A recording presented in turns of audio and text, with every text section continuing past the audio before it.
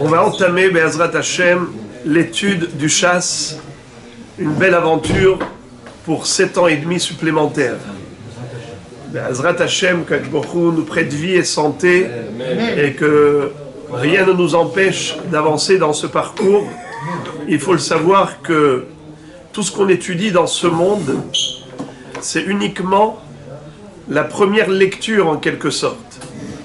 C'est la couche première de la Torah. Mais dans la Torah, il y a des profondeurs infinies, comme un océan. On peut voir le bord, la surface de l'eau lorsqu'on se tient devant la mer, mais on le sait pertinemment que la densité, la profondeur, l'immensité de l'océan, c'est quelque chose qui nous dépasse de très loin, nous les humains. Il y a des trésors, il y a tellement de poissons, tellement de créatures sous-marines. Mais nous, on n'a pas accès à toutes ces profondeurs. C'est pareil, la Torah, on étudie. Mais en réalité, on le sait pertinemment que la Torah est un ouvrage divin. Donc l'être humain n'a accès qu'à une petite partie, une pellicule, une fine pellicule de la couche supérieure de la Torah. Mais les profondeurs sont infinies. Akadosh Baruch Hu lui-même s'en délecte et se régale de l'étude de la Torah. La Torah dit d'elle-même Va'ehi etzlo amon sharashua yom yom. Je suis le joyau d'Akadosh Baruch Hu. Akadosh Baruch Hu lui-même étudie la Torah qu'il a écrite. Alors, quand est-ce qu'on aura accès à toutes ces profondeurs? C'est dans le Olam Haba. C'est ce que disent Rachamim. C'est quoi le Olam Haba? C'est quoi le plaisir du Gan Eden? C'est les révélations des secrets de la Torah. Olam Haba en bolo achila velo shtiya ela tzadikim yoshvim ve'atarotehem verashem venehenim miziv hashechina. Dans le monde futur, il n'y a pas de plaisir charnel, ni manger ni boire. Les tzadikim sont là à jouir de la splendeur divine. Tzadikim yoshvim, avec leur couronne à leur tête. Et c'est quoi jouir de la splendeur divine? C'est ça. C'est la révélation de tous les secrets de la Torah. Dans ce monde, on essaye. Alors on apprend de manière superficielle. Mais si on a essayé d'apprendre, là-bas on va comprendre. Le Chafetz Chaim dit que tout le monde doit tenter d'étudier toute la Torah, doit essayer d'apprendre et de lire autant qu'il peut par rapport à ses capacités intellectuelles. On ne te demande pas l'impossible. Mais une fois que tu as fait ce que tu peux, Akadosh Baruch Hu va t'accorder la compréhension, la vraie, dans le Olam Haba. Alors voilà le srout qui est le nôtre aujourd'hui. Besimana Tava, Masechet Berachot, Daf Bet, Amud Aleph. On va commencer la Mishnah, Me'ematai Korin et Shema Be'arvin. À partir de quand peut-on lire le Shema pendant le soir, les soirées au pluriel? Aravim, Arvin. Alors, la première Mishnah du chasse va traiter du sujet de Kriyat Shema. De parmi les 613 mitzvot, c'est ce que le Tana a choisi d'aborder comme sujet premier. Le Tana, l'auteur de la Mishnah, Rabbeinu HaKadosh, rédacteur de la Mishnah, il a commencé par cette mitzvah. Il semblerait qu'il a commencé par cette mitzvah parce que c'est une mitzvah fondamentale du judaïsme. Tous les matins et tous les soirs, on se doit de réciter le schéma pour prendre sur nous cet engagement d'accepter le joug divin. Qu'est-ce qu'un juif? Qu'est-ce qu'une juive? Ce sont des personnes qui se dévouent en permanence au service d'Akadosh Baruch Hu, l'accomplissement des mitzvot. Toutes les mitzvot que l'on applique, c'est pas parce que ça nous plaît, C'est que tout simplement, nous sommes au service de la volonté de notre Créateur. Et donc on doit d'abord le reconnaître en tant que roi afin d'accepter ses lois. Kablu malchuti ve'achar kach kablu gezerotai. Donc Shema Israël, comprends Israël, Hashem Elokeinu, l'Éternel notre Dieu, Hashem Ehad, c'est le seul et unique créateur du monde. C'est par lui et pour lui que nous vivons. C'est la base de toutes les mitzvot. Donc avant d'aborder toutes les mitzvot de la Torah, au travers du chasse, de tout le Talmud, on a commencé par la base, la pierre angulaire. C'est le fondement, qui est la Emunah en Akadosh Baruch Hu. Notre foi et notre croyance en l'existence d'Hachem et notre capacité à nous soumettre à lui. On est Mekabel Ol Malchut Shamaim. Comme plus tard nous verrons dans l'une des Mishnayot, que pourquoi est-ce que la paracha de Shema est avant celle de Vehaya im Shamoa? Parce que Vehaya im Shamoa Tishmeru el Kol Mitzvotai, ça parle de toutes les mitzvot. Mais Shema Israël Hashem Elokeinu Hashem Echad, c'est d'abord la Kabbalat Ol Malchut Shamaim. Et donc il y a une logique. Avant d'accomplir les mitzvot, sache déjà pourquoi tu vas le faire. Si tu ne sais pas pourquoi tu pratiques le judaïsme, ça n'a pas de sens. Qu'est-ce que tu es en train de faire du matin au soir?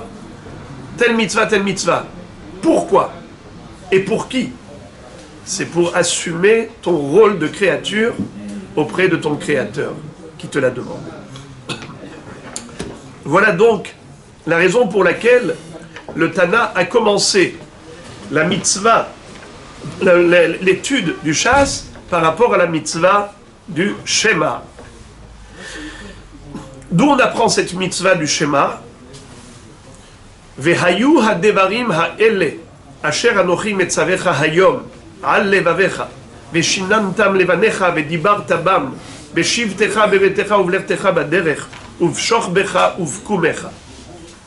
Après avoir récité Shema Israël Hashem Elokeinu Hashem Echad, ve'ahavta et Hashem Elokecha bechol levavcha uvchol nafshecha uvchol meodecha, après avoir donc proclamé non seulement l'unicité de Dieu, mais notre amour pour lui, eh bien à ce moment-là, qu'est-ce qu'on dit?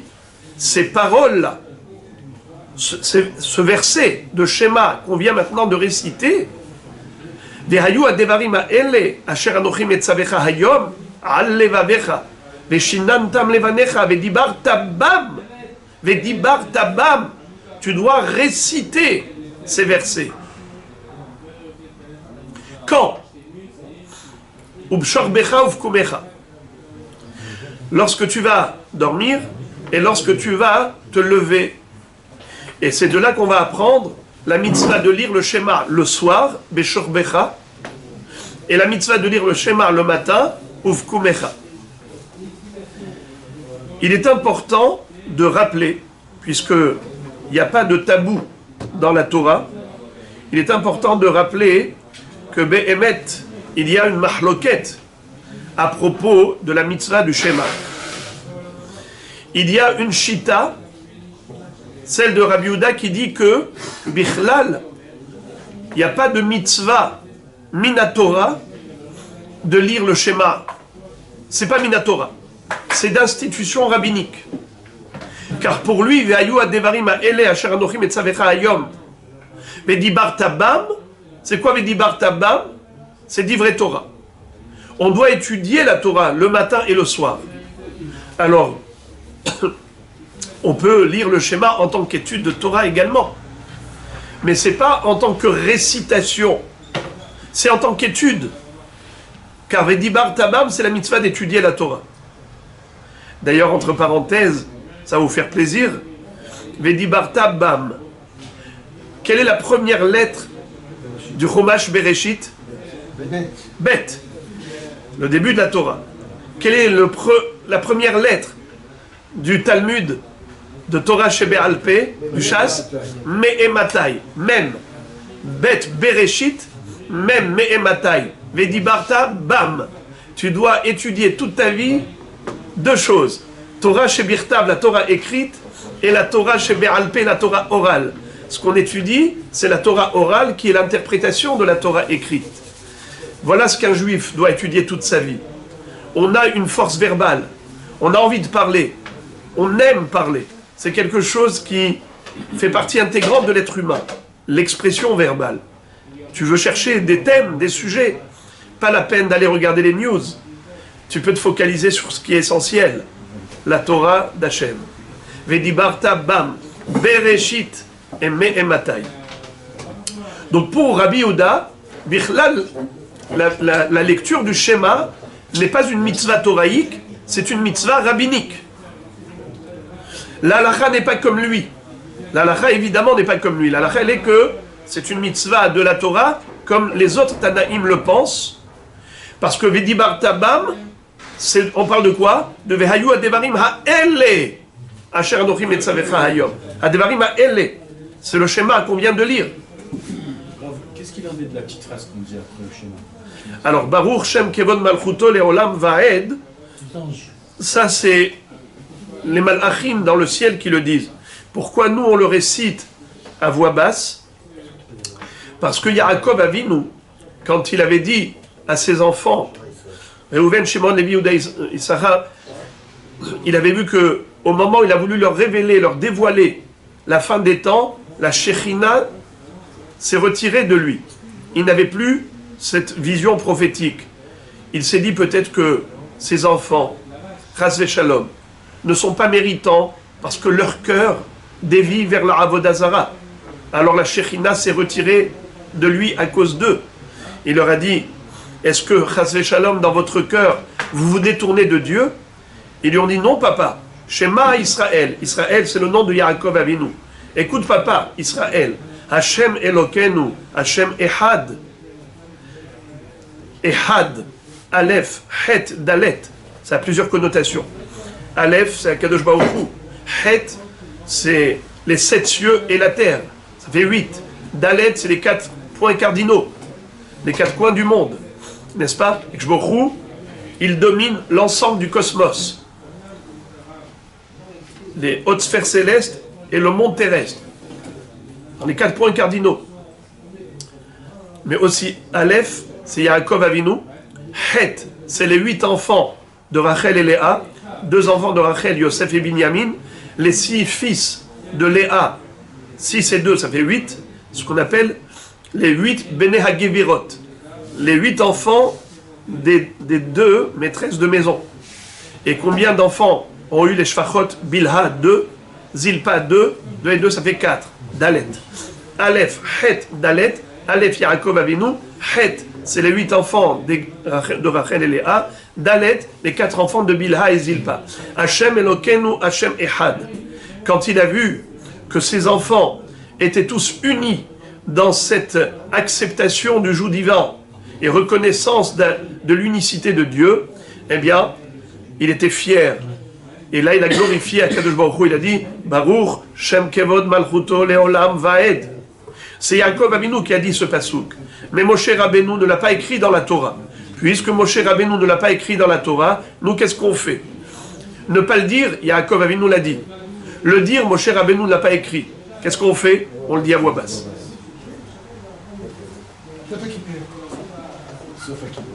Sauf à Kippour, on est semblable à des anges qui, eux, en effet, eux récitent ce pasouk Baruch Shem Kevod Malchuto Leolam Vaed.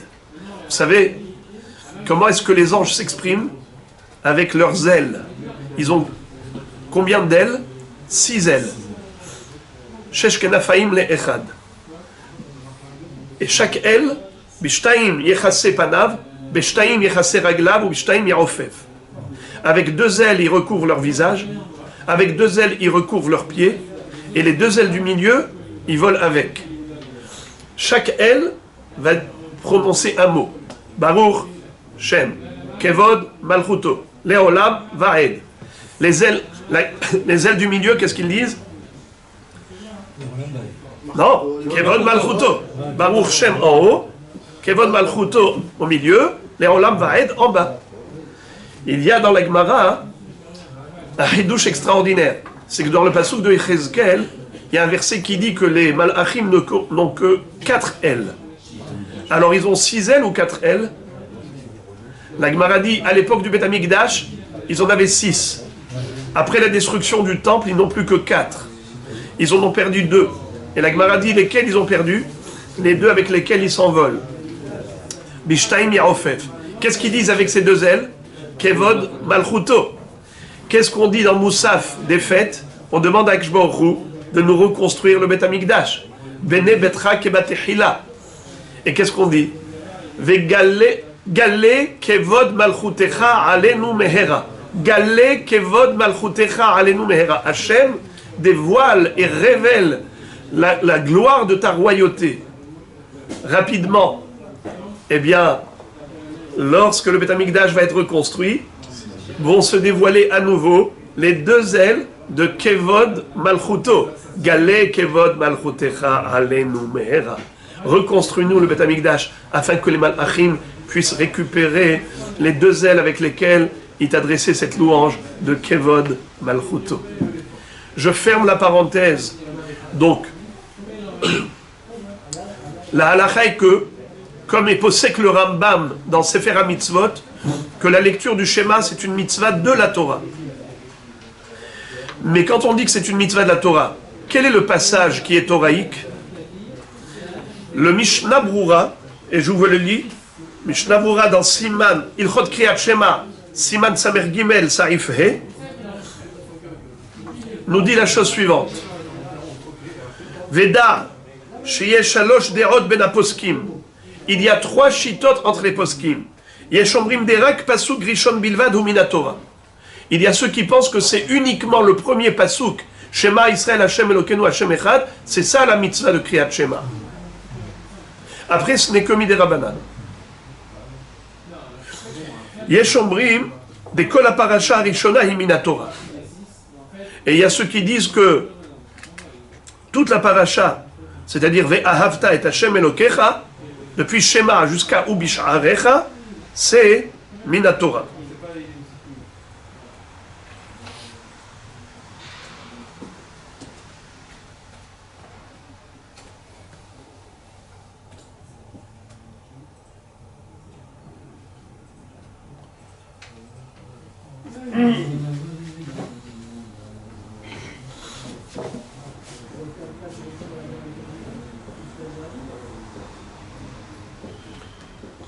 Écoutez ça, Yesh Omrim, des Gamashnia ou Minatora. Il y a ceux qui pensent que même la deuxième paracha, c'est-à-dire Vehaya im Shamua Tishmeru, c'est aussi une obligation toraïque. Ou parachat Tzitzit, les coulées Alma ou Minatora, Kedelas Kiryetziat Mitzrayim. Et par contre, la troisième paracha, c'est-à-dire parachat Tzitzit, Vayomer, qui est la troisième paracha, ça, d'après tout le monde, c'est Minatora. Pourquoi? Parce qu'il y a dedans Yetziat Mitzrayim. Et Vitiknu leazkir bisman kriyat Shema. Et Chachamim ont joint le Zecher Yetziat Mitzrayim à la lecture du Shema. Parce qu'en effet, Yetziat Mitzrayim, c'est ce qui a fait que nous sommes les serviteurs de Dieu. Il nous a sortis de la maison des esclaves. Anochi Hashem Lokecha Asher Hotzeticha Meretz Mitzrayim mi bet avadim. Pourquoi faire? Ani Hashem Elokechem Asher Hotzeticha Meretz Mitzrayim lihiot lachem lelokim. Pourquoi je vous ai fait sortir d'Égypte? C'est pour devenir votre roi, que vous soyez mes serviteurs. Donc, il est tout à fait normal de joindre la Yetziat Mitzrayim à la Kabbalat, Ol Malchut Shamaim, à l'engagement personnel de chaque juif à cette servitude envers Hachem. Eh bien, ça c'est aussi Minatora. Pour ceux qui s'en souviennent, qu'est-ce qu'on dit dans la Haggadah de Pessah? Et c'est une des Mishnayot du premier chapitre de Masechet Brachot. Qu'est-ce qu'on dit? Mazkirin Yetziat Mitzrayim Balelot. On doit rappeler Yetziat Mitzrayim pas seulement le matin, mais même le soir. C'est quoi Yetziat Mitzrayim? C'est la paracha de Vayomer, qui au début commence avec le sujet du Tzitzit, et qui termine avec Yetziat Mitzrayim. Ani Hashem Elokechem Asher Hotzeti Etchem Meretz Mitzrayim Liot Lachem Lelokim. Eh bien, figurez-vous que au début, il y avait un grand débat entre les Tanaïm. Amar Rabbi Elazar ben Azaria, Areani keven 70 shana, velo zachiti shete amer yetziat Mitzrayim balelot, ad shederasha ben Zoma, שנאמר למען תזכור את יום צאתך מארץ מצרים, כל ימי חייך. ימי חייך הימים, כל ימי חייך הלילות. והחכמים אומרים, ימי חייך העולם הזה, כל ימי חייך להביא לימות המשיח. Ça veut dire que les Chachamim pensaient que la mitzvah de Yetziat Mitzrayim, c'était qu'en journée. Comme la mitzvah de Tzitzit, c'est uniquement en journée. Pareil, la mitzvah de réciter le passage de Vayomer, c'est que le matin. Ben Zoma leur a dit que non. Rabbi Elazar ben Azaria également. Il leur a dit c'est matin et soir. Et d'où on l'a déduit, les ma'an tizkor et yom tzetra meretz Mitzrayim, kol yemei chayecha. Afin que tu te souviennes de la sortie d'Égypte tous les jours de ta vie. Les jours de ta vie, c'est la journée. Tous les jours de ta vie, ça inclut même la nuit. Donc, je répète, le premier pasouk de Kriyat Shema, ça c'est sûr que c'est Minatora. Ve'ahavta jusqu'à Ubish'arecha, d'après certains, ça aussi c'est Minatora. D'après d'autres, même Ve'haya im shamoat ishmeru, c'est aussi Minatora. Par contre, la troisième paracha, selon tout le monde, c'est Minatora parce qu'il y a dedans Yetziat Mitzrayim. On l'a relié simplement au schéma. Et comme je viens d'expliquer la raison pour laquelle on a lié Yetziat Mitzrayim au schéma, parce que le schéma découle de Yetziat Mitzrayim, si on reconnaît Akadosh Baruch Hu comme roi du monde et qu'on se soumet à lui, c'est parce que nous, juifs personnellement, on a envers Akadosh Baruch Hu un devoir de servitude puisqu'il nous a sortis de la maison des esclaves. Ani Hashem Lokechem asher hotzeti etchem eretz Mitzrayim liyot lachem lelokim. Alors maintenant, qu'est-ce que nous apprenons encore? C'est que Rabbi Yehuda, lui carrément, nous dit que c'est même pas Minatora. Même le premier pasouk de Kriyat Shema n'est pas Minatora. Il n'est que Miderabanan. Mais la halakha n'est pas comme lui. Et en effet, notre étude aujourd'hui va se focaliser sur cette lecture du schéma qui a lieu le matin et le soir, qui est basée sur ce pasouk de Uvshorbecha Uvkumecha. Vedibartabam Uvshorbecha Uvkumecha. Le soir quand tu vas dormir, le matin lorsque tu te lèves. Je me suis un peu avancé par rapport à cela, parce que Behemet, on va voir comment on traduit Bediuk Uvshorbecha Uvkumecha. Est-ce que c'est pendant la période du sommeil, ou bien est-ce que c'est pendant que tu vas aller dormir? Eh bien, immédiatement, nous allons rentrer dans le vif du sujet. Merci d'avoir écouté attentivement l'introduction. Et maintenant, commençons le travail du texte. Mais Matai Korin et Shema Be'arvin. La mitzvah de la lecture du schéma du soir. Upshorbecha, du soir. Ça a une limite. Il y a un début et il y a une fin. On ne peut pas lire le schéma avant un certain moment et on ne peut plus le lire après un certain moment. Et c'est là le débat des Tanaïm. On va voir ici 3 chitotes. D'abord Rabbi Eliezer, ensuite Chachamim et ensuite Rabban Gamliel. En réalité, ce ne sont que 2 chitotes. Rabban Gamliel va dire lui-même qu'entre lui et Chachamim, il n'y a pas de mahloket. La seule différence, c'est que Chachamim ont parlé d'un décret rabbinique, d'une barrière qu'ils ont instituée pour que l'homme n'arrive pas à oublier la lecture du schéma. On va voir ça tout de suite. Alors, premièrement, quel est le début du Zman du schéma? Mais ematai korin et shema be'arvit. Réponse, Misha'a shakohanim nichnasim le'echol bitrumatan. Depuis le moment où les Kohanim peuvent aller manger la terouma. Qu'est-ce que ça veut dire? Il s'agit de Kohanim qui étaient impurs. Et un Kohen qui est impur ne peut pas manger la terouma qui est kadosh. qu'est-ce qu'il doit faire pour se purifier? Il doit aller au mikvé. Quand est-ce qu'il va au mikvé? En journée. Mais, bien qu'il soit parti au mikvé en journée, il n'est pas encore pur totalement. Il faut attendre la tombée de la nuit. Ce n'est qu'à la sortie des étoiles, à la tombée de la nuit, que le Kohen sera habilité à manger de la terouma qui est kadosh. Car à ce moment-là, il est totalement pur. Eh bien, la Mishnah nous dit, tu veux savoir à partir de quand peut-on commencer à lire le schéma le soir? Voici la limite, voici le début, c'est lorsque les étoiles sont sorties. Et comment la Mishnah nous l'a dit? Elle ne nous a pas dit clairement, dès que les étoiles sont apparues, elle nous a dit ça sous une autre forme. Elle a dit, depuis le moment où les Kohanim peuvent manger la terouma après leur mikvé, des Kohanim qui étaient impurs et qui, en effet, se sont purifiés. Et c'est vrai que c'est très étonnant. Pourquoi est-ce qu'on avait besoin de lier le schéma au Kohanim? On aurait pu dire tout simplement que le début du Zman de Kriyat Shema, c'est l'apparition de 3 étoiles. Réponse, c'est pour nous enseigner d'une pierre 2 coups. À la fois, on nous enseigne le Zman de Shema, et en même temps, on nous indique à quel moment les Kohanim, qui ont été au mikvé en journée, peuvent manger la terouma.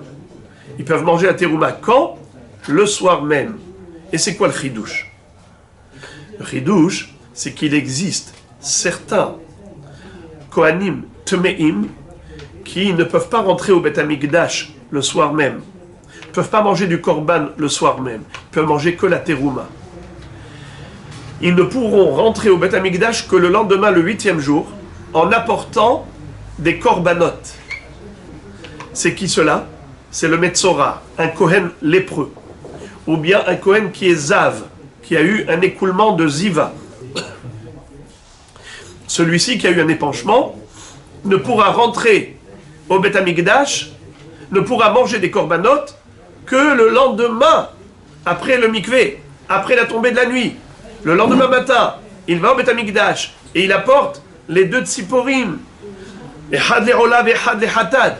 Et après ce sacrifice, désormais, il est comme tout le monde. Il peut manger les korbanot, il peut rentrer dans le lieu saint du Beth Amikdash. Le chidouche de notre Mishnah, c'est qu'il n'a pas besoin d'attendre le matin et d'apporter ses korbanot pour manger la terouma. Déjà la veille au soir, après la sortie des étoiles, il peut manger la terouma, puisqu'en journée, il a déjà été au mikvé. Donc, le Tana a profité. Puisqu'on te donne une mitzvah qui commence à partir de la sortie des étoiles, à savoir Kriyat Shema, au passage, on t'a enseigné une deuxième halakha, celle du Kohen, que le Kohen peut manger la terouma à cette heure-ci également. Donc, comme je l'ai dit, il n'y a pas de mahloket pour le début. Par rapport au début du Zman Kriyat Shema, tout le monde est d'accord dans cette Mishnah, pour dire que c'est à la sortie des étoiles qu'on peut commencer à lire. La mahloket, elle est que par rapport à la limite finale, c'est-à-dire quelle est la fin du Zman Kriyat Shema. Et là, on va avoir les 3 shittot. La première, Ad Sof HaAshmura Harishona, divrei Rabbi Eliezer. Rabbi Eliezer nous dit que c'est jusqu'à la fin de la première garde de la nuit. Qu'est-ce que ça veut dire la première garde de la nuit? Dans le ciel, il y a des anges qui chantent des louanges à Kadosh Baruch Hu. Ces troupes d'anges, elles vont adresser à Hachem des Shirot Vetishbachot, mais ces régiments de Malachim vont s'interchanger. Après le premier tiers de la nuit, la première troupe termine son travail, elle est remplacée par la deuxième troupe. On appelle ça première garde, deuxième garde. Et après le deuxième tiers de la nuit, arrive la troisième troupe d'anges, la troisième garde.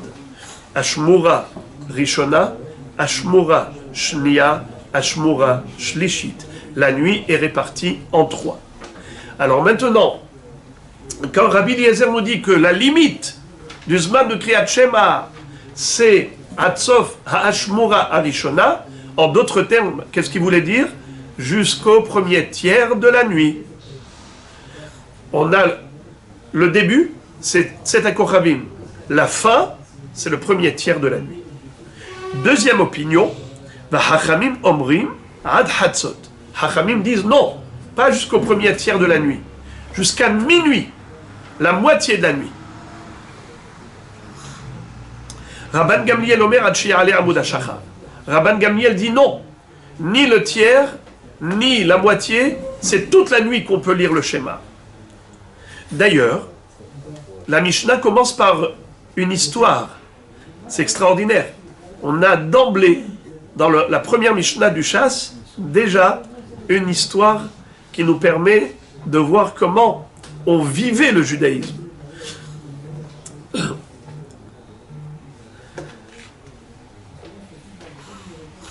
Maaseu ba'u banav mi bet hamishte. Amru lo, lo karinu et shema. Amar lahem. Im lo ala amud hashahar, hayavim atem likrot. Qu'est-ce que ça veut dire? Lorsque les enfants de Rabban Gamliel, Maaseu ba'u banav mi bet hamishte, les enfants de Rabban Gamliel sont arrivés un jour, après un festin, devait y avoir un mariage, et ils ont tardé là-bas pour réjouir Khatan et Kala. Et quand ils sont revenus à la maison, il était déjà tardif. C'était après Hatzot. Alors ils ont dit à papa, aïe aïe aïe, dommage, on n'a pas récité le schéma ce soir avant Hatzot. On a perdu la mitzvah. Amar lahem, il leur a dit, pas du tout. Imlo ala amud hashachar hayavim atem likrot.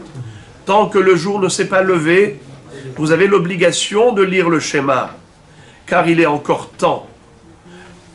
En effet, pour moi, la mitzvah du schéma, c'est toute la nuit. Et il leur dit, Velozo bilvad, et c'est pas uniquement la mitzvah du schéma qui, en réalité, est praticable toute la nuit, bien que Hachamim ait dit jusqu'à Chatzot. C'est vrai que Hachamim ont dit, faut lire le schéma avant Chatzot. Ça, c'est que a priori. Mais quelqu'un qui a dépassé Chatzot doit tout de même lire le schéma. Car Rabban Gamliel va expliquer à ses enfants qu'il y a le Zman Minatora et il y a le Zman Miderabanan. Minatora, c'est toute la nuit. Seulement Hachamim ont voulu mettre une barrière de sécurité. Et ils ont dit peut-être que l'homme, qu'est-ce qu'il va faire? Il va se dire d'abord je vais manger, je vais aller me reposer, je vais aller lire le journal, je vais d'abord me détendre, discuter un petit peu avec X ou Y. Et après ça, qu'est-ce qui se passe? On le sait, la fatigue nous fait plonger dans un sommeil, et voilà qu'on se réveille, c'est déjà le lever du jour. Pour ne pas que l'homme oublie de lire le schéma, ils lui ont dit, sache que tu n'as pas beaucoup de temps. Après Hatzot, ça y est, la limite de Kriyat Shema, c'est jusqu'à Hatzot. Et comme ça, l'homme va s'empresser en voyant qu'il n'a pas un laps de temps très long. Mais Rabban Gamliel leur dit, moi je vous révèle le secret. Ça c'est que Midé Rabbanan, car Minatora, il n'y a pas de limite, c'est toute la nuit. Et d'ailleurs à la fin de la Mishnah, il va nous expliquer. Alors pourquoi Hachamim ont dit jusqu'à Chatzot? Pourquoi Hachamim ont dit jusqu'à minuit, il faut lire le schéma, pas plus tard? Pour éloigner l'homme de la faute. Parce que si il s'imagine qu'il a le temps, eh bien il a le temps, et voilà, c'est comme ça que le temps file. Et après, il oublie la mitzvah. Et il leur donne même quelques exemples concrets. Velozo bilvad, c'est pas que par rapport au schéma que Hachamim ont limité jusqu'à Hatzot, ce qui était possible toute la nuit. Et la kolma shamru Hachamim ad Hatzot, mitzvatan ad she'aleh amud hashachar. Par exemple, Hekter halavim ve'evarim, mitzvatan ad she'aleh amud hashachar. Vechol hanechalim liyom echad, mitzvatan ad she'aleh amud hashachar. Qu'est-ce que ça veut dire? Il y a une halakha, par exemple, de achila. Achila. Pendant combien de temps on peut manger un korban qui est Kodesh Kadashim? Le Kohen, il peut manger hatat ou hacham, n'est-ce pas? Ou bien, même Israël peut manger les shlamim de korban toda. La halakha, elle est que ne'echal yom valayla. Yom valayla. Le jour du sacrifice et la nuit qui suit. Jusqu'à quand? Jusqu'à l'aube, jusqu'au lever du jour. Plus tard, ça y est, assour, ça s'appelle comment? Notar. Notar, c'est le reste. Un korban qui est resté au-delà du temps imparti, c'est assour de le manger sous peine de karet. Ça s'appelle notar. Hachamim ont dit, il faut manger ce korban, mais attention, avant Hatzot. Ah bon? Pourquoi avant Hatzot? Mais on a toute la nuit. Pareil, c'est pour mettre une barrière de sécurité. Car si l'homme pense qu'il a toute la nuit, eh bien il risque de dépasser le Zman après l'aube. Rachid dit, c'est vrai que la Mishnah parlait d'autre chose. Hekter halavim ve'evarim. C'est quoi hekter halavim ve'evarim? La combustion des graisses et des membres. Il y a des corbanotes pour lesquels on ne consomme que les graisses. Il y a des corbanotes pour lesquels on consomme même les membres. C'est quoi? Korban Ola. L'Holocauste, eh bien, il est entièrement consumé. Graisse et membres.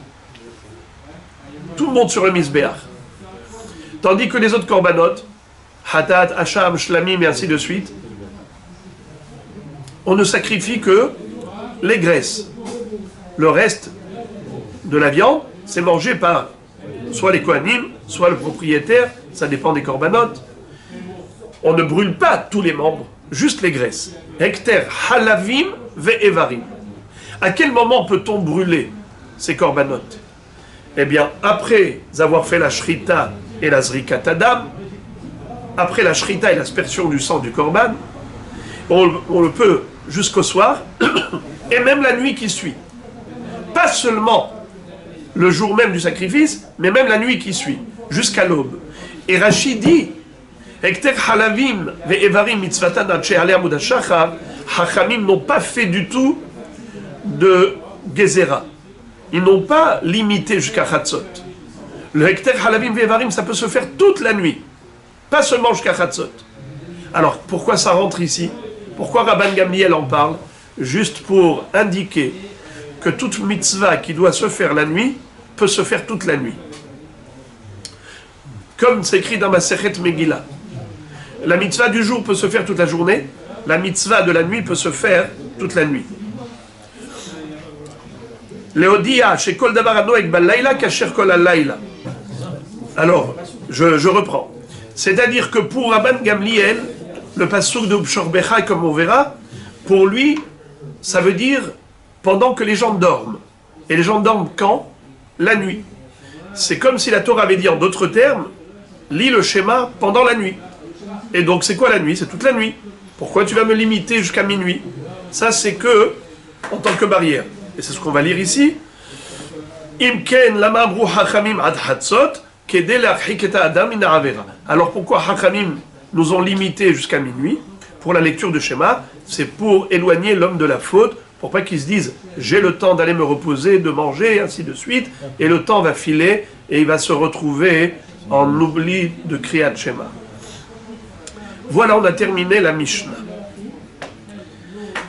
Mais Azrat Hashem, tout à l'heure, je vous ferai part d'un très beau pirouche de Tosfot, plutôt une mahloket entre Rashi et Tosfot, une mahloket qui est vraiment fondamentale au niveau de la halacha.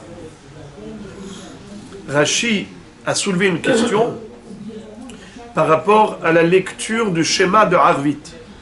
C'est-à-dire, parfois on fait Arvit Miberodium. On fait Arvit avant la tombée de la nuit. Et on lit le schéma à ce moment-là. N'est-ce pas? Alors, tu as lu le schéma quand? Avant la sortie des étoiles. Est-ce que tu peux t'acquitter de ta mitzvah de lire le schéma à la nuit? Par la lecture du schéma pendant la prière de Arvit, mais ça se fait avant la sortie des étoiles. Or, dans la Mishnah, on a vu que d'après tout le monde, il n'y a pas de mahloket là-dessus, aucun débat. Tout le monde est d'accord que le début du Zman de Shema, la nuit, c'est à partir de la sortie des étoiles. Alors comment on fait nous la mitzvah? On fait la mitzvah pendant la récitation du Shema pendant Arvit, mais il y en a qui font Arvit avant la sortie des étoiles. C'est la question que Rashi a posée. Tout à l'heure, je vais vous faire part de sa réponse, de l'objection de Tosfot. Tosfot pose 4 questions, réfute Rashi, et il donne une autre interprétation qui est très belle, on va voir dans quelques minutes. Mais d'abord, lisons la Gemara. Gemara. Tana Hechakae. Le Tana, c'est-à-dire l'auteur de la Mishnah, qui a dit Me'ematai korin et shema be'arvit, qui a commencé la Mishnah en nous disant à partir de quand faut-il lire le schéma la nuit? Mais je ne comprends pas. À quoi se rapporte cette question? Si tu me demandes à partir de quand, ça veut dire que tu m'as déjà enseigné qu'il faut faire quelque chose. D'abord, tu m'enseignes le principe et après les détails. D'abord, dis-moi qu'il faut lire le schéma le soir. Et après, tu me dis à partir de quand. Mais là, de but en blanc, la Mishnah rentre dans le vif du sujet. Elle met le pied dans le plat en disant « Et depuis quand on commence à lire le schéma ?» Mais attends, de quoi tu parles? Commence par une introduction, une préface. Enseigne-moi d'abord la mitzvah de la lecture du schéma, et après tu poses des questions par rapport à quand et comment. Réponse. Avant de donner la réponse, la Gemara pose une deuxième question. Vetu, maishna detane be'arvit beresha, litne de shaharit beresha. En plus, pourquoi est-ce que dans ce Pérec, ce chapitre premier de Maseret Brachot, on va voir deux Mishnayot qui se suivent. La première qu'on vient d'étudier ce matin, Me'ematai korin et shema be'arvit, et la deuxième Mishnah qui va suivre, c'est Me'ematai korin et shema be'shaharit.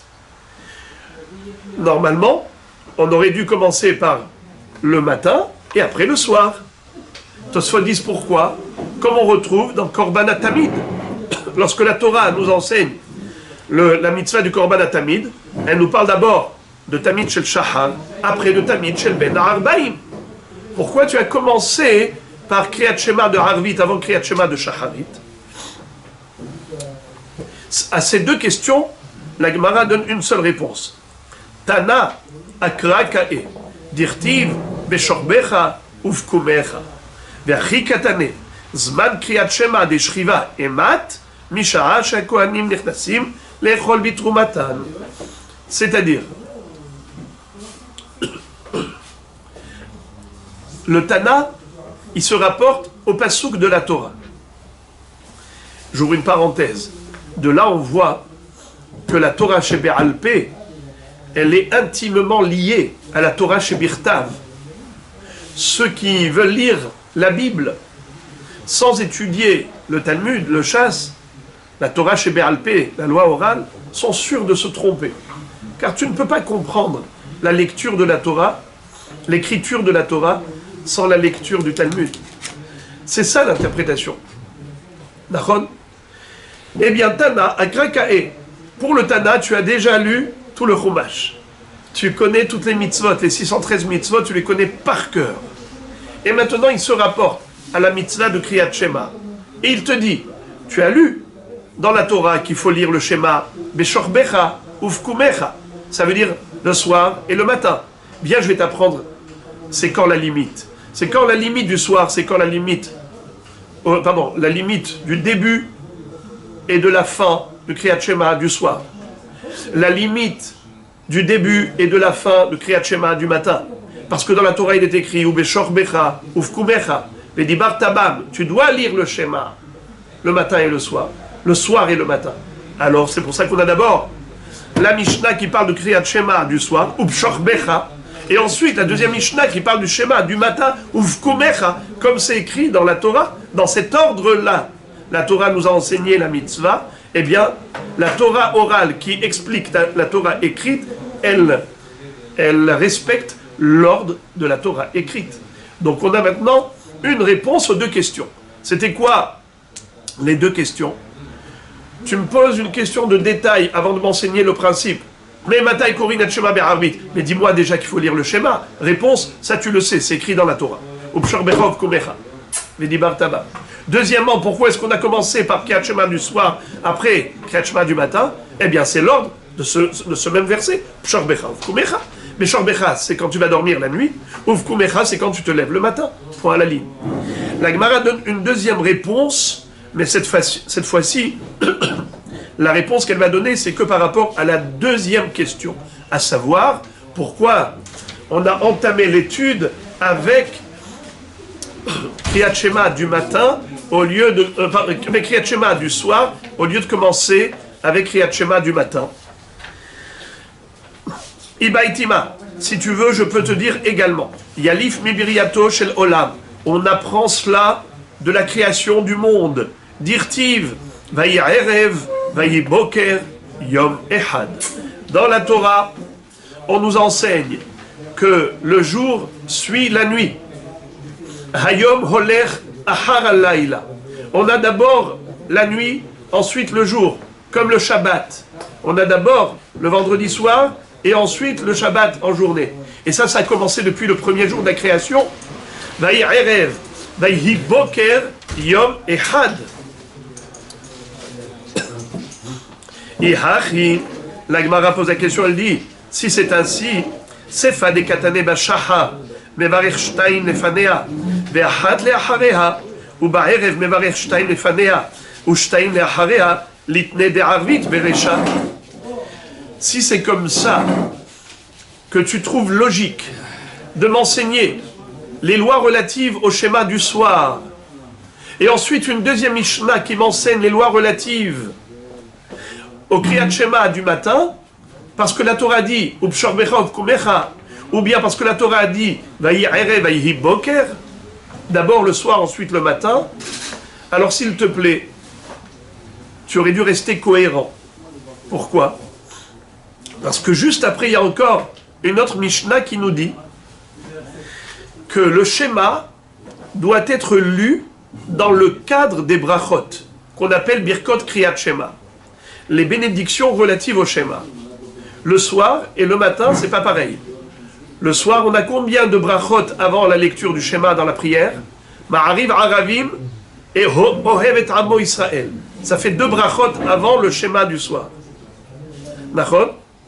Et combien de brachot après? 2. On a quoi? Baruch Ata Hashem Ga'al Israël, et ensuite Ashkivenu, Shomer et Amo Israël, La'ad Amen. Donc on a 2 brachot, avant et après. Le matin, on a 2 brachot avant et une bracha après. Yotzer Ameorot et Aboher Be'amo Israël Be'ava, c'est avant la lecture du schéma. Et après ça, on a Emet V'Yatziv, une seule bracha. Baruch Ata Hashem Ga'al Israël.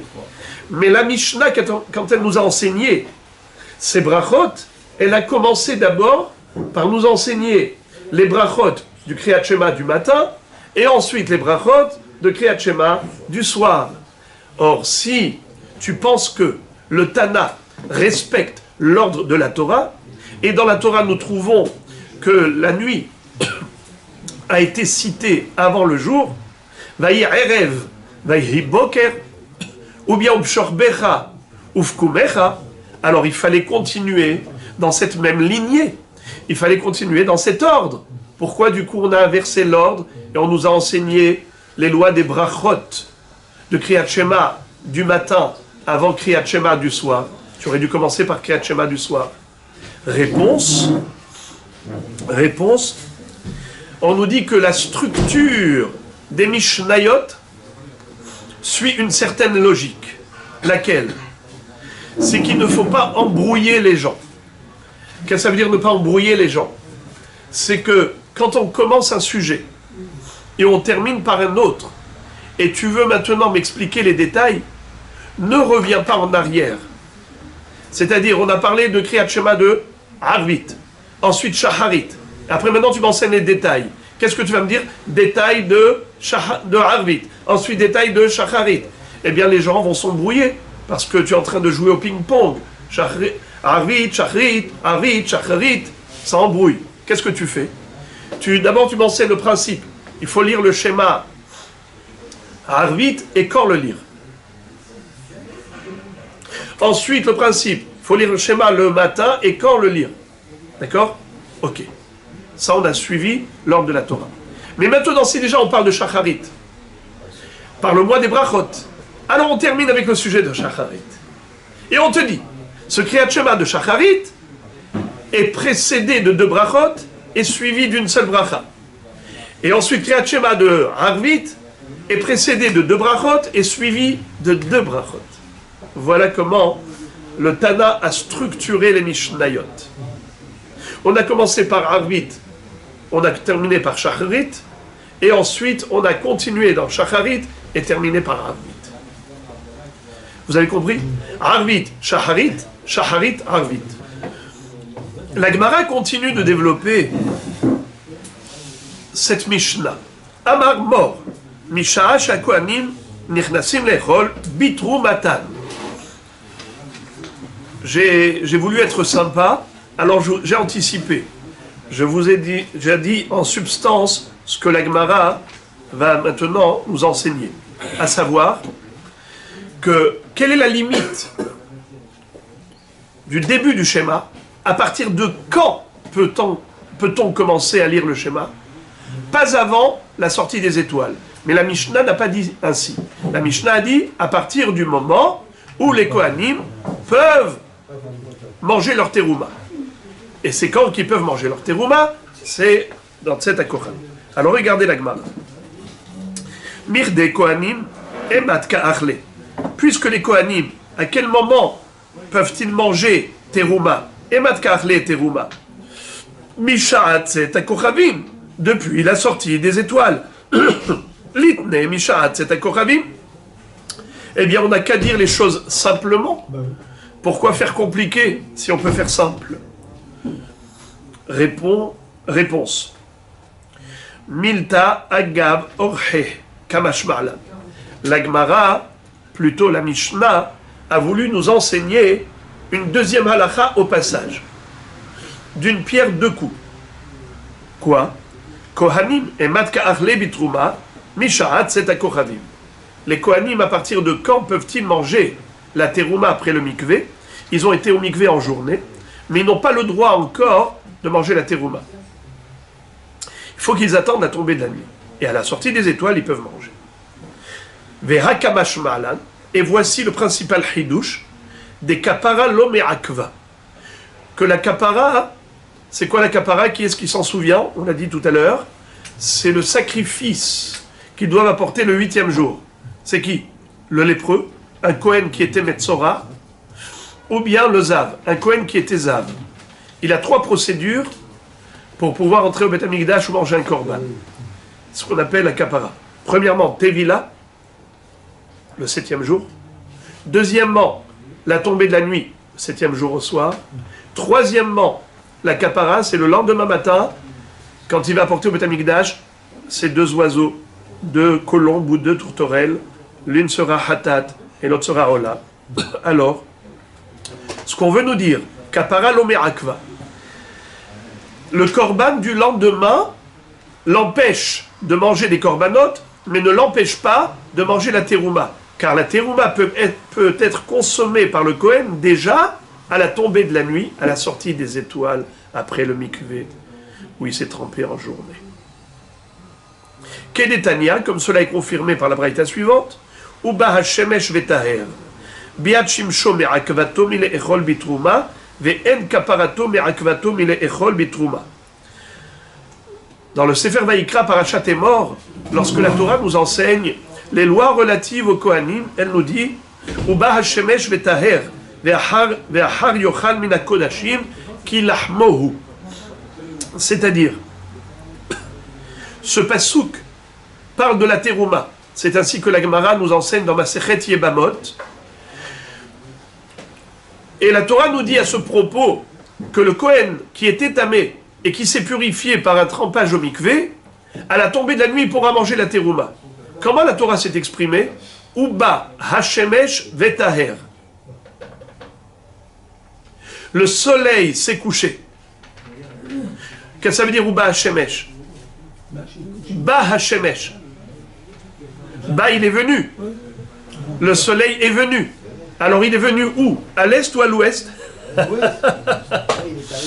Alors écoutez bien les amis, le soleil est venu. Uba hashemesh. Biat shimsho me'akvato minechol bitrouma. Qu'est-ce qui empêche le Kohen de manger la terouma? C'est biat hashemesh. C'est quoi biat hashemesh? La Gemara nous dit, eh bien c'est Tzedek Ochavim. lorsque le soleil arrive à l'ouest et se couche, c'est la tombée de la nuit. Et à la fin, après le coucher du soleil, on a la sortie des étoiles. C'est ça qui permet au Kohen d'aller manger la terouma. Alors, la Gemara pose la question suivante. Regardez la dernière ligne de la page. Umimai dehai uba shemesh biat shemesh vehai vetaher taher yoma dilma biat orohu umai vetaher taher gavra. La Gemara remet en cause cette compréhension du pasouk. Mais qui te dit que uba hashemesh, le soleil est venu, il est venu où? À l'ouest. C'est-à-dire qu'il s'est couché. Et il précède la sortie des étoiles qui est la tombée de la nuit. Mais qui te permet d'interpréter ainsi le pasouk? Moi, dans ma première lecture, je comprends que Uba Hashemesh, ça veut dire le soleil est venu où? À l'est. C'est plutôt le lever du jour au matin. C'est l'aube. C'est l'aurore. Ce n'est pas du tout le coucher du soleil à la fin de la journée. Et d'ailleurs, le mot Vetaher, je vais l'interpréter différemment. Je vais te dire que c'est l'homme qui s'est purifié. Et comment? En apportant les corbanotes le matin. Le 8e jour au matin, on l'avait déjà dit, ce Kohen qui était tamé, comment est-ce qu'il va pouvoir se purifier alors qu'il était Metzora, lépreux, ou bien il était Zav? On avait dit qu'il fallait 3 procédures. Tevila dans le mikvé, tomber de la nuit, et ensuite le lendemain matin, quoi? Corban. Le korban. Moi je te dirais que Bichlal, cette histoire de la tombée de la nuit n'existe pas. Il n'y a pas 3 procédures, il n'y en a que 2. Mikvé, et le lendemain, korban. C'est comme ça que moi je peux lire et interpréter le pasouk. Uba Hashemesh Vetaher. C'est quoi Uba Hashemesh? Le lever du soleil. Le lever du jour. Uba Hashemesh. À l'est, pas à l'ouest. Et c'est qui Vetaher? C'est qui est devenu Tahor? Le Kohen. Par quel billet? Non. Mikvé plus Korban. Mikvé le 7e jour, Korban le 8e jour. You understand? Et les étoiles là-dedans. Ça n'a aucun effet. Moi, je te dirais que l'histoire de la sortie des étoiles n'a aucun impact dans la purification du Kohen. Vous entendez la kushia bombe et atomique de la Gemara. La Gemara remet en cause tout ce qu'on vient d'apprendre. Rabotai, comment on a compris le pasouk d'après l'interprétation précédente? On a dit qu'il y avait 3 procédés. 3 éléments qui étaient facteurs déclenchant la purification totale du Kohen. Premièrement, mikvé, mais à ce moment-là, il ne peut rien faire. Ça, c'était mikvé en journée. Tset akoravim, il peut manger la terouma. Le lendemain matin, il apporte le korban, et là, il peut rentrer au Beth Amikdash ou manger les korbanos. D'accord? C'était par palier. Les frères et les amis. Selon cette halakha, si on dit qu'il y a 3 niveaux, comment tu comprends le pasouk Uba Hashemesh Vetaher? Comment on l'a compris? Uba Hashemesh, où est-ce que le soleil est arrivé? Non! D'après cette interprétation, Uba Hashemesh, pas à l'est, Uba Hashemesh à l'ouest, il s'est couché. On ne parle pas du lever du soleil, on parle du coucher du soleil. Et c'est qui Vetaher? C'est qui Vetaher? On aurait pu dire le Kohen. Mais la Gemara dit non, Taher Yoma. Et là, s'il vous plaît, ouvrez grand les oreilles. Taher Yoma, le jour s'est purifié. Qu'est-ce que ça veut dire le jour s'est purifié? Écoutez bien, c'est que la lumière dans le firmament, en journée, c'est un petit peu comme quelque chose qui nous éblouit, qui nous prend la tête. Le soir, lorsque le soleil disparaît, le monde s'est purifié du soleil. Le monde a été nettoyé de l'impact du soleil. Uba Hashemesh Vetaher Yoma. Le soleil se couchait, eh bien le monde, le jour, a été nettoyé. Comme si on a évacué le soleil du monde. Il n'y a plus de lumière, c'est la nuit. Il n'y a plus de lumière, c'est la nuit. Et là, regardez, c'est important parce que je suis certain que pas beaucoup de gens comprennent ce verset convenablement. Regardez. Vetaher, taher yoma. N'est-ce pas? Alors, ça c'est ce qu'on avait dit en bas.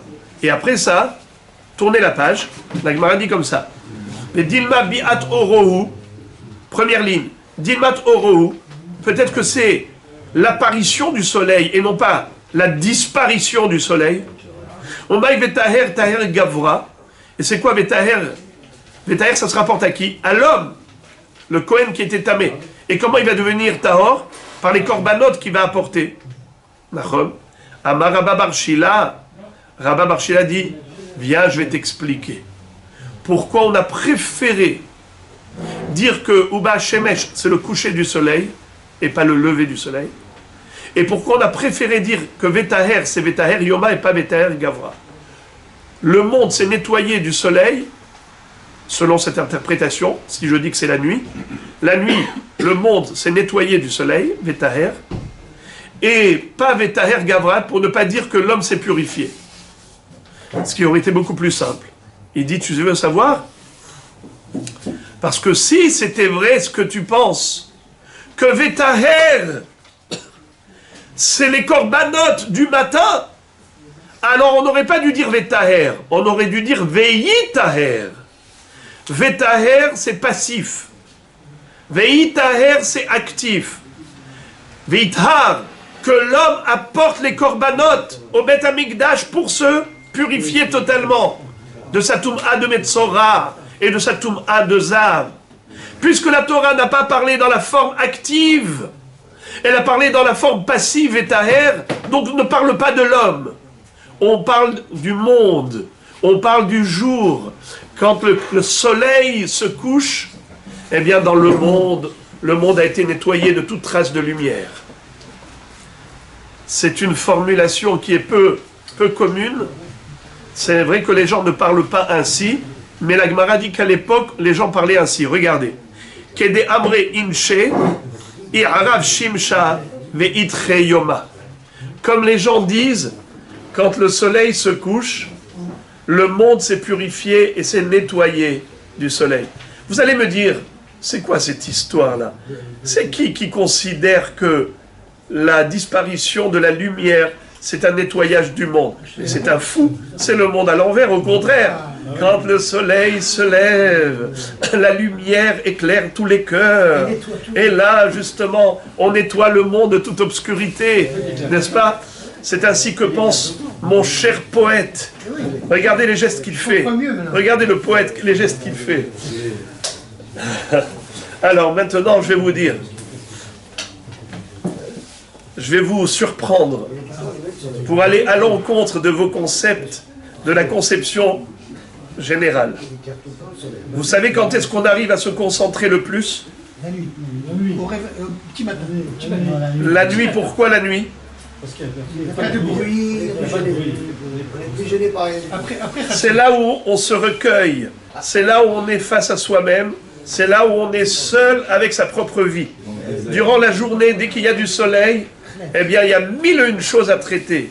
À ce moment-là, on court dans tous les sens. Nahon, on est, j'allais dire, presque perturbé par la galère de tous les jours. À ce moment-là, tu es partout et nulle part. Le soir, la nuit est tombée. Ça y est, c'est l'obscurité. Déconnexion. Imaginez-vous à l'époque où il n'y avait pas de téléphone, il n'y avait pas de portable.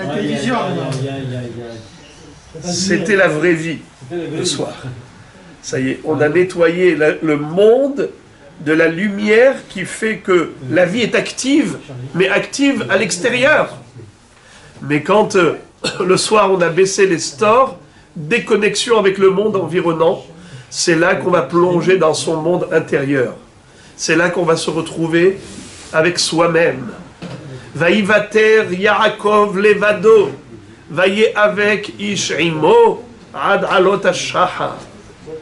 Hachamim nous disent, le Malbim explique très joliment, Vaïvater Yaakov levado. Yaakov a voulu rester seul. Ce soir-là, il a dit, je veux me recueillir avec ma neshama. C'est ce qu'ils appellent les Breslev, faire hit bo des doutes.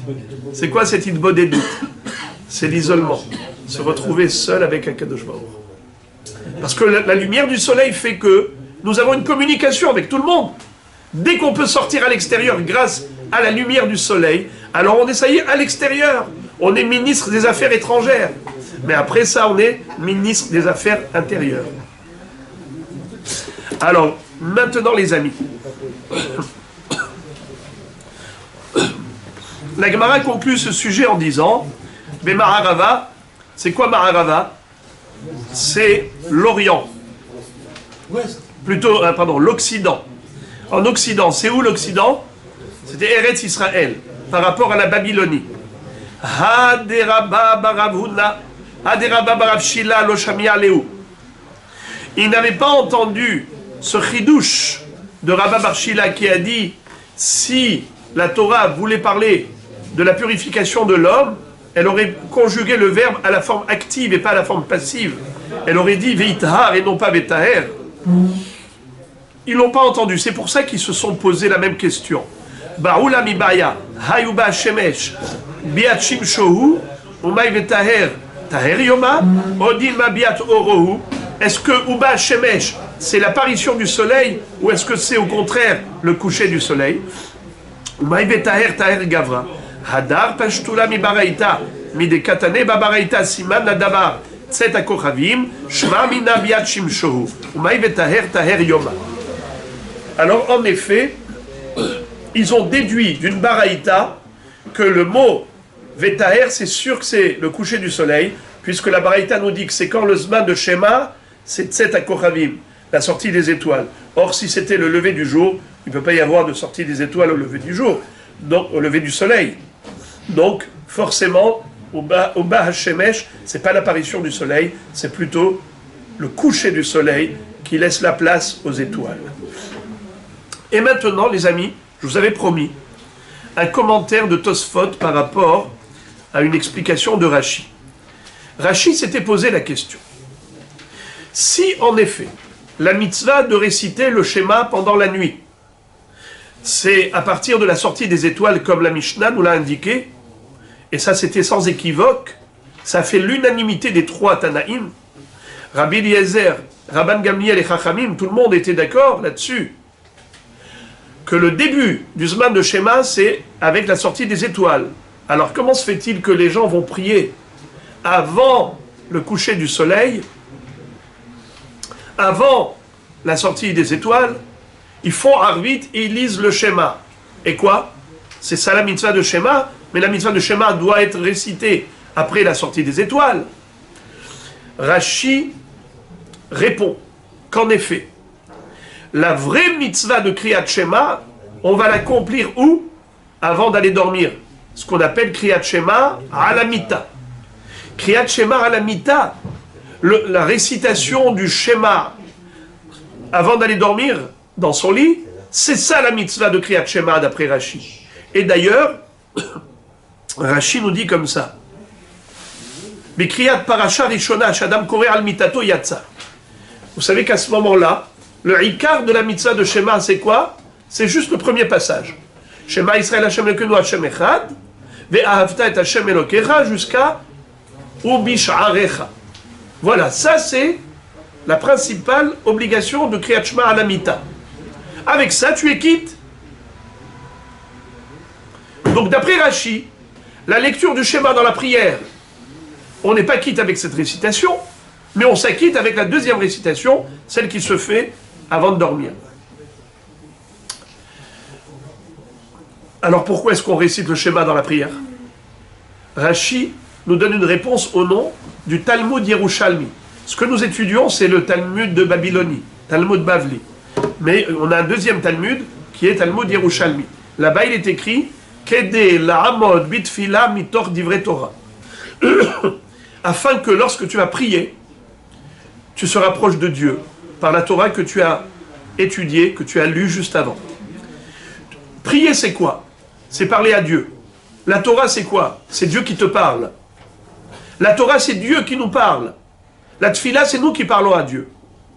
D'abord, va te brancher sur le réseau divin. Va te connecter à Hachem en lisant sa Torah. Maintenant que tu plais à Dieu parce que tu as lu le schéma, tu as lu des divrei Torah, tu es proche de lui, profite de ce moment d'agrément pour lui demander ce que tu as besoin. Tu es maintenant en rendez-vous avec Hachem. Voilà pourquoi Hachamim ont institué de lire le schéma avant la Hamida, qui est dès la Hamod, Bitfila mitor divrei Torah. Fin de citation de Rashi. Tosfot envoie 4 missiles à Rashi. 4 questions très fortes. Il y avait Barzel. Qui pas de Barzel. Tosfot dit c'est impossible. Ou non. Premièrement, Tema les Piroucho. Très étonnant ce qu'il a dit. Ve'alo en haolam regilim likrot samurishri be'ala parsha rishona ve'im ken shalosh parashiot hayu lo likrot. Si c'était vrai ce que disait Rashi, alors on aurait dû nous obliger à lire avant de dormir les 3 parashiot. Shema, Ve'ayim Shamoa et Vayomer. Puisque d'après Tosfot, ces 3 parashiot sont obligatoires. Vous avez déjà la réponse en tête. Parce que j'avais introduit, vous vous rappelez, en préface, en préambule, je vous avais lu le Mishnah Bura, qui avait cité ces 3 opinions. Même plus que ça. On avait vu une opinion qui disait que la mitzvah, c'est que le Shema. Juste, le pasuk. Shema Israël Hashem Elokeinu Hashem Echad. Selon une autre opinion, c'est Shema et Ve'ahavta. Selon une autre opinion, c'est Ve'ahavta et Ve'ayim Shamoa. Tout le monde est d'accord que la 3e paracha, c'est Oui Minatora, de Tzitzit. Pourquoi? Parce qu'on parle de Yetziat Mitzrayim. Et on doit se souvenir de la sortie d'Égypte, matin et soir. En tout cas, Tosfot disent, mais les 3 parachiotes, c'est Minatora. Comment, Rashi, tu peux dire que la lecture de Shema avant de dormir, c'est suffisant pour s'acquitter de notre devoir de Shema la nuit? Mais là-bas, on ne récite que le premier passage. Or, il fallait lire les 3 passages. Donc, tu n'as pas raison, Rashi, de dire qu'avec ça, on s'acquitte. Ou non. Secondo, deuxième question.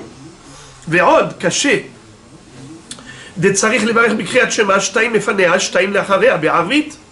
C'est-à-dire, Chachamim ont institué de réciter des bénédictions avant et après la lecture du schéma. Le soir, on fait quel bracha? Ma'ariv Arabim. Après, Ohev et Amo Israël. Ça, c'est avant le schéma. Après le schéma, on a encore 2 brachot. Baruch ata Hashem Ga'al Israël. Hashkivenu. Eh bien, il y a 2 brachot avant et après. Mais d'après toi, si la vraie lecture du schéma, c'est avant de dormir, d'aller dormir, là-bas, on ne récite pas les brachot. Les brachot, on les a récités à la synagogue, pas avant de dormir. Vérod, Deota kriyat shema, samour lamita, enay la mishvil amazikin, kidama besamour vitamit hachamu et notzarich. Encore une question. Tosfot disent, mais c'est pas possible. Le schéma qu'on lit avant de dormir, c'est juste pour une protection. C'est juste pour une protection la nuit, car la nuit, c'est le moment où les forces négatives dominent. Et on a besoin d'une double protection. Et la lecture du schéma, c'est notre kippat barzel. C'est-à-dire que, en disant à Kadosh Baruch Hu, tu es mon Dieu, je suis ta créature, je t'appartiens. Donc il nous protège par rapport à cette confiance qu'on a en lui. Cette profession de foi qui s'exprime et qui se traduit par la récitation du schéma, nous apporte une protection. D'ailleurs, un Talmid Hacham qui étudie tout le temps, et avant de dormir, il étudie encore, il n'a même pas besoin de réciter le schéma. Car cette récitation, qui a pour but de le protéger, de protéger tout le monde, eh bien, lui, il a cette protection par l'étude de la Torah, qui est protectrice. Donc tu vois que ce n'est pas cette récitation de schéma qui est la mitzvah du schéma. Car si c'était vraiment cela, comment est-ce qu'on aurait pu dire qu'un Talmid Chacham n'a pas besoin de réciter le schéma à la mita? Il est suffisant qu'il étudie la Torah. Mais il doit lire le schéma comme tout le monde. Alors, d'après toi, qui dit que le schéma de la synagogue, on n'est pas quitte parce qu'on a lu quand? Avant la tombée de la nuit, n'est-ce pas? Alors c'est quoi la vraie mitzvah? C'est avant de dormir. Alors comment la Gemara a pu dire qu'un Talmid Chacham n'a pas l'obligation de lire le schéma à la mita? Mais il devrait avoir l'obligation par rapport à quoi? Par rapport à la mitzvah de récitation du schéma. Encore une question. Verot caché. Dimken paskinan ki Rabbi Yoshua ben Levi d'Amar. Tfilot be'emtza tiknum. Pirouche be'emtza ben shni kriyat shema ben kriyat shema shel shachrit ben kriyat shema shel arvit. Ve'anan kaimalan ki Rabbi Yochanan. D'Amar le kaman ezu ben olam haba. Ze asomer geoula shel arvit li tfila. Dernière question qu'objecte Tosfot Arashi. Regardez ce qu'il dit.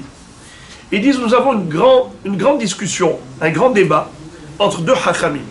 L'un s'appelait Rabbi Yoshua ben Levi et l'autre s'appelait Rabbi Yochanan.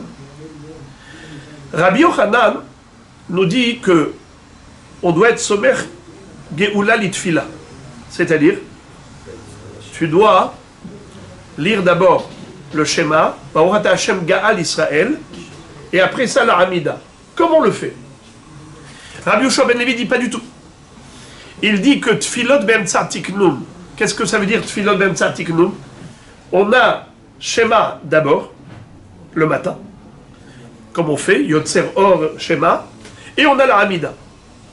Le soir, il faut inverser l'ordre. D'abord tu fais la Hamida, et ensuite tu lis le schéma, Ma'ariv, Aravim, schéma et tout. Pourquoi? C'est incroyable. Lui, il dit, le cadre, c'est le schéma. Schéma le matin, schéma le soir. Tu te lèves, tu te lèves le matin, schéma. Le soir, schéma, tu vas dormir. Entre les deux, tu as les trois Hamidot. La Hamida de Shacharit, la Hamida de Midra, la Hamida de Arvit. Mais le cadre, c'est les schémas. Ce qu'on appelle Tfilot, Be'emtza, Tiknum. Ça, c'est ce que dit Rabbi Yoshua ben Levi. Mais Rabbi Yochanan dit non, pas du tout. Tu dois être somer Geoula Litfila. Shema Hamida. Shema Hamida. Pourquoi? Parce qu'après le schéma, tu as Baruch Ata Hashem Gaal Israël. Baruch Ata Hashem Gaal Israël. Tout de suite après Gaal Israël, qu'est-ce qu'on dit? Hashem Sefatay Tiftach Ufi Agit Teilatecha. Et tu commences la Hamida. La Gemara dit que celui qui a ce srout de juxtaposer la Hamida à Gaal Israël, ce qu'on appelle Somer Geoula Litfila, méritera Olam Haba. Méritera Olam Haba. 2 secondes.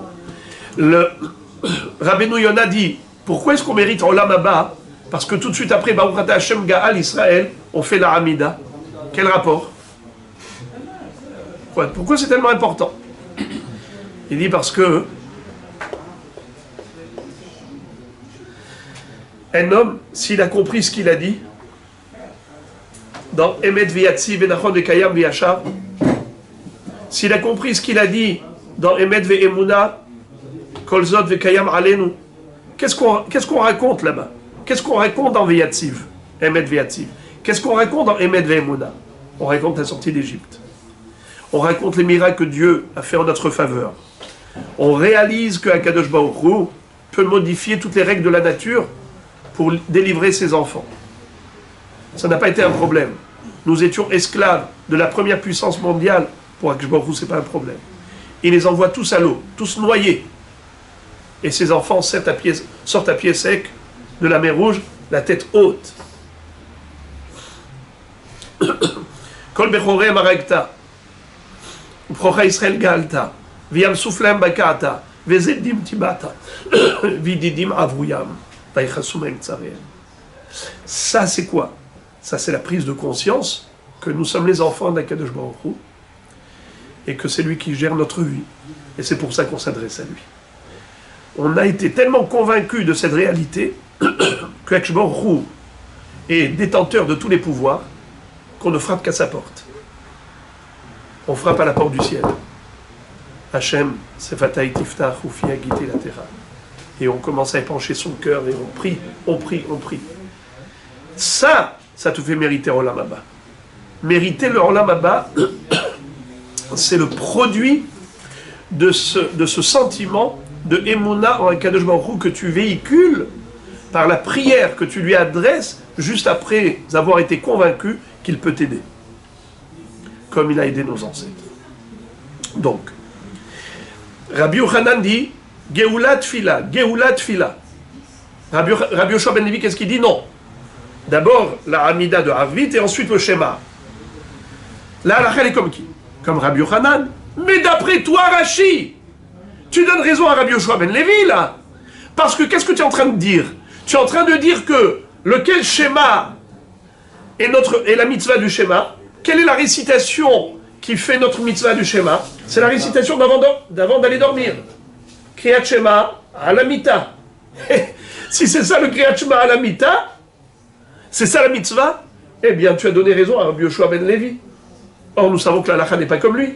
Lui il a dit que, en effet, le cadre c'est Shema, Hamida, Hamida, Shema. D'après toi c'est ça. C'est ça ce qu'on fait. Mais la Gemara a déjà dit que d'après Rabbi Yochanan c'est le contraire. Mais d'après toi c'est pas le contraire. Parce que toi tu as dit que le schéma de la synagogue c'est juste une lecture de Torah. C'est pas la mitzvah du schéma. D'après toi la mitzvah du schéma on l'a fait quand? Après la Hamida. Mais c'est pas vrai, la Gemara dit que la mitzvah du schéma c'est comme a dit Rabbi Yochanan avant la Hamida. Donc toutes ces questions, toutes ces objections ont poussé Tosfot à réfuter Rashi. Et ils disent « Sorry, Rashi, on n'est pas d'accord avec toi. C'est sûr que c'est le contraire.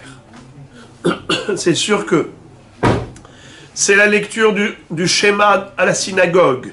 C'est ça la mitzvah. Quand on est à la synagogue en train de prier et on récite Amariv Arabim, Ohev et Amo Israël, Shema Israël, Hashem Elokeinu Hashem Echad, c'est à ce moment-là qu'on fait la mitzvah de la récitation du soir.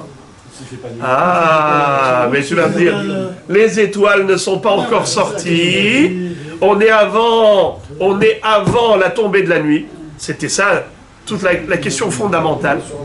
Écoutez ce que dit d'abord Tosfot, et là je vais vous choquer, je sais. Tosfot disent, on s'appuie sur Rabbi Yehuda. Rabbi Yehuda, non pas Rabbi Yehuda qui a dit que le schéma c'est que Midera Banan, mais Rabbi Yehuda qui a dit que le plag à Mincha. C'est quoi le plag? C'est quoi le plag? 1h15 avant la tombée de la nuit. Plag à Mincha. À ce moment-là, c'est déjà la nuit. C'est déjà considéré comme la nuit, même avant la sortie des étoiles. Qu'est-ce que disait Rabbi Yehuda? Qu'on peut faire Mincha jusqu'à quand? Jusqu'au plag. À partir de quand on fait Arvit? Après le plag. Eh bien, pour Rabbi Yehuda, après le plag, c'est la nuit. Une marloquette aussi. Quelle marloquette? Entre Rabbi Yehuda et une marloquette sur le problème du plag. À partir de quand? Est-ce que c'est le coucher du soleil ou ça, c'est une marloquette des poskim, des derniers. Est-ce qu'on va d'après le coucher du soleil ou d'après la sortie des étoiles? Ça, c'est déjà une marloquette. Mais Rabbi Yehuda, il est clair. Oui, mais Rabbi Yehuda, il considère que le départ de la nuit était bien avant oui. Rabbi. Oui. Il est tout seul, il n'est pas tout le monde, il est d'accord avec ça, non? C'est vrai. Mais la Gemara a dit, dans la Gemara d'Af Kaf Zayin de Maseret Brachot, elle nous dit, est-ce que la est comme Rabbi Yehuda ou la est comme Hachamim? La Gemara dit, des Avid Kemar Avid, mais des Avid Kemar Avid. Celui qui fait comme Rabbi Yehuda, il n'a pas tort. Celui qui fait comme Chachamim n'a pas tort. Donc la Gemara n'a pas tranché. Puisque la Gemara n'a pas tranché, donc tout ce qu'on fait, c'est bien. Donc c'est pour ça que je commence à voir un peu l'idée de Rashi. Pourquoi Rashi a fait dit jusqu'à qu'il faut être sur la mâche la nuit. Peut-être que Rashi ne partage pas l'opinion de Rabbi Yehuda. Exact. Même Tosfot eux-mêmes vont réfuter, vont dire, ce n'est pas possible de dire que, comme Rabbi Yehuda, pourquoi? Pourquoi? Tosfot réfute eux-mêmes. Mikol makom kashiad avec qui trécoulé des satran à Haddadé. Charemé zetaram anomit palim arvit. Miyad ahar plaga mincha mishum nekay malan. Shata mincha kale kedivre Rabbi Yehuda. Miyad ave arvit. Ou bizman atfila atzma. Lo kay malan ke Rabbi Yehuda. Ela ke Rabbanan. Nachon. Alors c'est pour ça que Tosfot vont conclure qu'ils donnent raison aux autres Tanaïm. Ce que nous allons voir, Be'ezrat Hashem, dans l'étude suivante, d'autres Tanaïm, qui nous donnent totalement d'autres horaires, d'autres créneaux horaires pour le début du Zman Kriyat Shema. Vous allez voir une série de 5 opinions, dont parmi elles, certaines qui considèrent qu'avant même le coucher du soleil, on a déjà le Zman Kriyat Shema, et par conséquent, nous dit Tosfot, on s'appuie sur eux, et c'est pour ça qu'on se permet de faire Arvit, Miberodium, avec Shema, Miberodium. Là, on va s'arrêter là, bien qu'on n'ait pas encore terminé le DAF entièrement, mais on aura déjà la pierre angulaire du chasse.